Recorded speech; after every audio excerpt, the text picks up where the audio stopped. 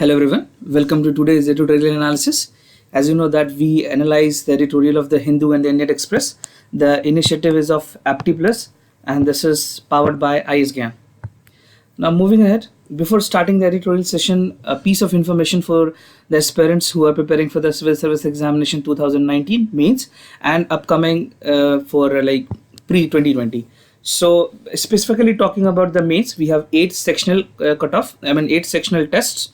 This will be a complete subject specific sectional test, including the 4 full length tests, followed by 2 essay writing tests. So this is a complete comprehensive test series which you can avail online and offline. For more details, you can refer to the contact numbers mentioned below, or you can refer to the website as well. Now continuing to the editorial analysis, today's in the Hindu and Indian Express, we have 2 important editorial mentioned in the Hindu. Basically, the first talk about the search for the charkhas.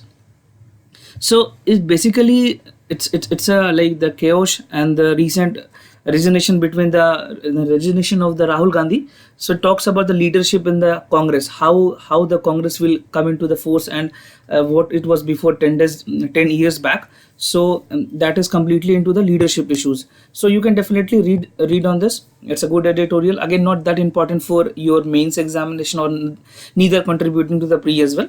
Now talking about the second editorial which is mentioned in the Hindu, it's about reclaiming the Indo-Pacific narratives. So again, this is important. This will be important for your general studies paper 2, that is the international relations section, and the important topic would be the bilateral relation between the India and interest of the India affecting the neighboring countries. So this is an important topic considering your mains examination. And mind you, I guess this topic would be important for this year mains examination. You can expect a question here and there from this, because it has been being a bilateral. This initiative, ASEAN initiatives have been a very talked about. So definitely you can expect this question in the backdrop of US-China tensions also. He talks about, it's a good editorial. We'll get into the details of that. Now, before we start the detailed analysis of the Indo-Pacific narratives, now just have a look of the Indian Express, what the Indian Express is there in editorial. So basically the first editorial is by Neelkant Mishra. He talks about the opening of the windows. So basically talks about the budget. He analyzed the budget in terms of the foreign current bonds and other stuff. So you can definitely read on this. Some good folders point would be there for the examination as well. Now the second editorial which is reported in the Indian Express, it's more of depiction of the women in animation. It talks about the Tuka and British as a refreshing web series based on the friendship of 30-year-old bird women. So it talks about the struggle extended to the basically fighting the sexual harassment at workplace. So definitely it's a social issues. You can just have a look on it. Again, not that important for your mains as well as for the pre-examination. So now just jumping to the today's editorial analysis into the detailed one. So we'll be dealing with the reclaims of the Indo-Pacific narratives. This editorial basically the editorial is written by Harsha V. Pant, and it talks about the ASEAN intent to be the driving seat in, so how it could emerge as a regional balance power, how this initiative, how this international governor panel which is there, so how this could help the emerging regional order and policy moves. So recently there was 34 summit which was organized in the Bangkok in the June, previous month. So this editorial gives a comprehensive picture, a clear picture about the vision for the ASEAN and what has happened actually. So Harsha V. Pant, basically he is a director of ORF, Observer Research Foundation, and also the professor of international relations at King's College in London. So he talks about he gives a holistic picture about this the ASEAN. So definitely again this is important for general studies paper 2, talking about international relation and India's engagement with the other countries and international organization. Now moving ahead and starting with editorial. First, I'd just like to, before getting into the detail of ASEAN, you just need to understand what exactly is the ASEAN is. See, ASEAN stands for the Association of South Asian Nation. So it's basically a regional and intergovernmental organization of the South Asian countries. It was established in 1967, way back in 1967 in Bangkok in Thailand. So what is the objective of this intergovernment corporation? So basically it facilitates the economic, political, security, military, educational and socio-cultural integration. So these are the core theme on which ASEAN works. Okay, these are the means core ideas when they're working. Basically talking about how does it evolve. So it came into concept like signing of the ASEAN Declaration, also known as Bangkok Declaration. This can be important for your pre-examination. This can be important for the PT. So the founding member at that point of time were Indonesia, Malaysia, Philippines, Singapore, and Thailand. So these were the founding members. Now moving ahead, now what it has evolved. So it has now 10 members, including Vietnam, Brunei, Myanmar, Cambodia, and Laos. So these are the total 10 members which are present in the ASEAN. Now talking about the FTA partners, who among the are the FTA partners? So India, China, Japan, South Korea, Australia, and New Zealand. These 6 countries are the FTA partners. FTA means free trade agreements. So these are the, this again is important for your pre-examination, as well as you can use this folder in the mains as well if you know about this. So whenever a question come on answer, you definitely need to write this. Now we'll jump into the important details of the editorial. So for you, this is a reference where you can check upon the member countries of the ASEAN. Okay, this is the 10 countries. Now moving ahead. So what exactly happened in 34th summit of ASEAN in Bangkok in June? So what has happened that the member countries has finalized a collective vision of Indo-Pacific region. A collective vision of Indo-Pacific region has been documented, and then the document titled is the ASEAN Outlook on the Indo-Pacific. So this is the title that the document that was released. Again, important, you need to remember this. Do not forget and do not miss to quote this whenever you write in the examination. This is important. Now talking about what exactly, see in the present context what is happening, there is a tension between the China and the United States that is escalating over the time. So it is imperative for the ASEAN to reclaim the strategic narrative. Okay, it is very important to maintain the strategic narrative in the favor of which favor the centrality of the regional orders. We need to think, we see, I mean, if the in the global perspective, in the geopolitical arena, you cannot stick to the any of the two countries who are the tension has been arising, because the more central theme come to the emerging and consolidated it to the regional center, to the regional orders. Okay, so in the background of this, again this become important. Now though, see this document which is known as the ASEAN Outlook on Indo-Pacific come with the consent of the member countries, but they have managed to come up with a non-binding document. It's a non-binding document. Again, this could be important for your pre-examination. This document is binding in nature. The UPSC can ask you with a statement upon this whether this would be binding or not. So make it clear that this is not binding in nature. Again, the important one. Now moving ahead. So what is the basic framework of the document? Talking about the framework of the document, this document talks about and give emphasis on the development and connectivity. First would be the development and connectivity. The second, the major focus of is the underlining on the maritime cooperation. We'll get into that, how the South China Sea and other stuffs are there. We'll be looking into that. Now it also, the document also talks about the infrastructure connectivity. Okay, the importance of infrastructure connectivity, be it one belt one road initiative which is there. So there are other major global initiative which is taking place. So this is again very important one.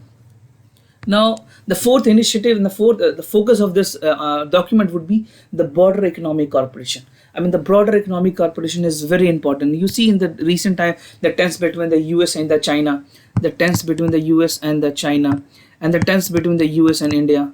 So somewhere in the tariff hike. So this become very important to maintain the economic cooperation. Economic cooperation is very, so definitely you need to maintain the economic cooperation to make the sustainability of the countries at the global level, par with the global level. Now talking about the ASEAN in signaling that it would seek to avoid make the regional platform and major pass. So it basically, the frame of reference would be the economic conference, economic cooperation and dialogue. So they have insisted and focused upon that how to make this document more inclined towards economic cooperation and dialogues. Now the fact is that ASEAN has gone ahead with the articulation and Indo-Pacific outlook. So it seems that challenging that China would refuse to validate this concept. The problem with the China is that they just wanted we cannot enforce whatever laws been enacted by any of the international multilateral intergovernmental panel. so they goes by their own rules. So it becomes it's become a time of stipulation that whether the China would be refusing the validation this concept. Okay, so this is again a cause of concern for this summit. Now moving ahead, and this concern is also being raised by the editor as such. Now moving ahead, what this document focuses upon, as I told, it also focuses on the rise of the marital power, that is material power would be the economic and military power, requiring and avoiding the depending of mistrust, misarticulation, and the patterns of behavior based on zero sum game. So this would be somewhere focusing upon the zero sum game, more of the zero sum game. Now talking more about the BIMSTECs, what initiative was there in the document. Let's talk about with the Indo-Pacific strategy. So ASEAN has observed and reserved a special place in for India in the BIMSTEC grouping. So it's a one to connect with. It's necessary to connect the countries with the BIMSTEC as well. Okay, so this was again on the BIMSTEC part. Not talking, this is also mentioned in the editorial. If not, this is important. Again, you find that it underlines the document that the inclusiveness of rule-based network, rule-based framework, basically talking about the rule-based framework. The document focuses upon or put impetus on the rule-based framework. Also, this would promote to generate the momentum. This would promote to generate the momentum for building strategic trust and win-win cooperation. Here it was basically for the zero-sum game, because we should not seek for the profit. I mean, any of the country who's favoring any of the economic corporation should not seek the profit as such. There should be a zero-sum game. There should be a neutrality. And again, talking about more, it should be a strategic trust and win cooperation in the region. So these was the basic document, the theme, the main ideas behind the document which was presented. So now moving ahead, what would be, as I said, that there's some issues in the China Seas as well.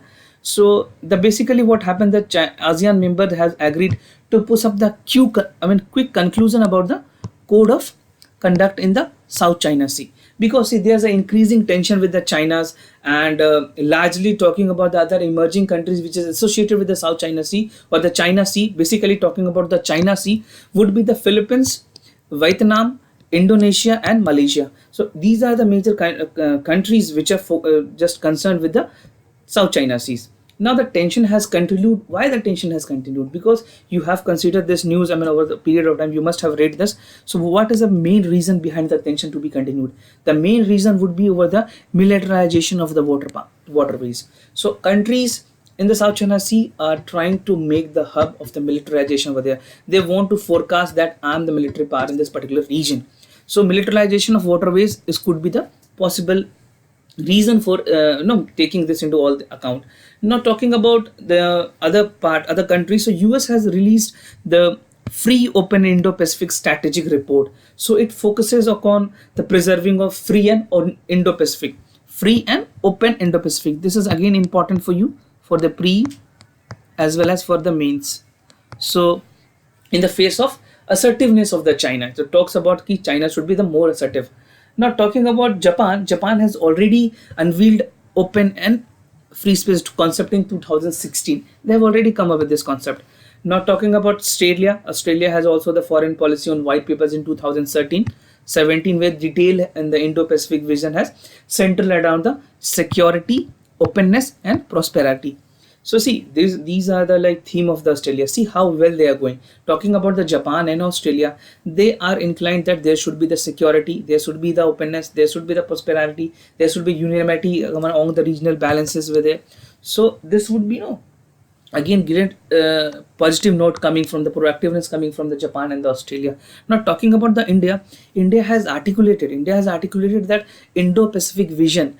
They have articulated basically in the Shangri-La dialogue that India even setting up the Indo-Pacific wing in the Ministry of External Affairs this year. So in a proactive role, what India did, that they have set up a Indo-Pacific wing in the Ministry of External Affairs.